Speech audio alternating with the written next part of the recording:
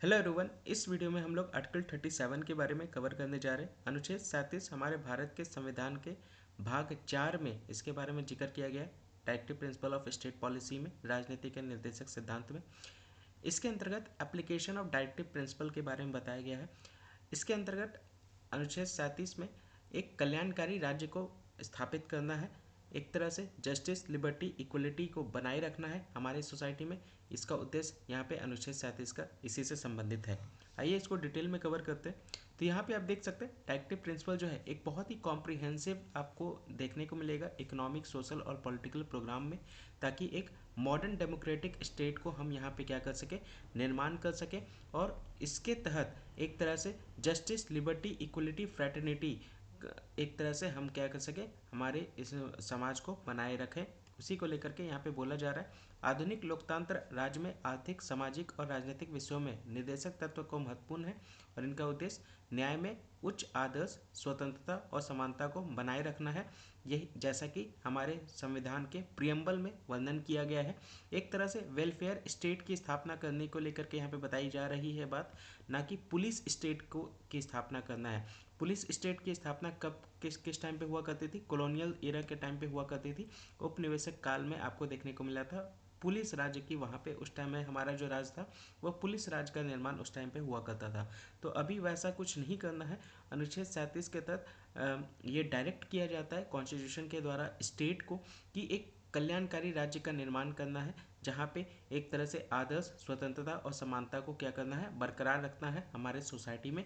उसी को लेकर के यहाँ पे बात कही जा रही है। अगर ब्रीफ में बात करें तो यहाँ पे एक तरह से हमारे देश में एक आर्थिक और सामाजिक लोकतंत्र को स्थापित करना है। उसी को लेकर के यहाँ पे ये अनुच्छेद 37 है, जो इसका उद्देश्य यही है।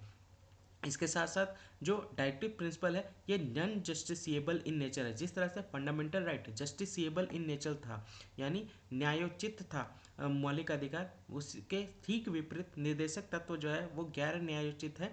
अगर कोई इसका पालन नहीं करेगा तो ऑब्वियस ये बात है कोई भी इसके अगेंस्ट में कोर्ट में चैलेंज नहीं कर सकता है। ये बात यहाँ पे कही जा रही है। न्यायालय द्वारा लागू नहीं कराया जा सकता है, ये बात कही जा रही है। अगर कोई इसका पालन नहीं करेगा, अगर कोई इसका हनन करेगा, तो आप इसको लेकर के कोर्ट में नहीं जा सकते चैलेंज करने को लेकर के।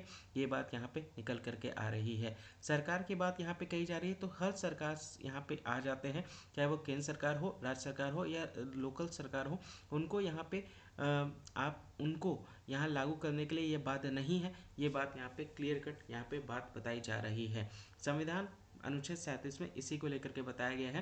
निर्देशक तत्व जो है देश के शासन में मूलभूत है और विधि बनाने में इन तत्वों को लागू करना राज्य का कर्तव्य होगा। ये एक तरह से ड्यूटी है स्टेट की कि ये इस तरह से लॉज को जो है वो बना सके। Directive principle of state policy जो है एक तरह से क्या करता है, स्टेट को यानी सरकार को एक तरह से डायरेक्शन देने का काम करता है कि कॉन्स्टिट्यूशन के अकॉर्डिंग उनको सारे लॉज बनाने हैं, ताकि एक तरह से कल्याणकारी राज्य की स्थापना की जा सके और एक तरह से हमारे भारत के जो समाज है उस वो एक तरह से पूरी तरह से आदर्श, स्वतंत्रता और समानता से भरपूर रहे। उसी को लेकर के यहाँ पे अनुच्छेद 37 का ये उद्देश्य आपको यहाँ पे देखने को मिल रहा है। तो ये था आपका अनुच्छेद 37। आई होप आपको समझ में आ गया होगा।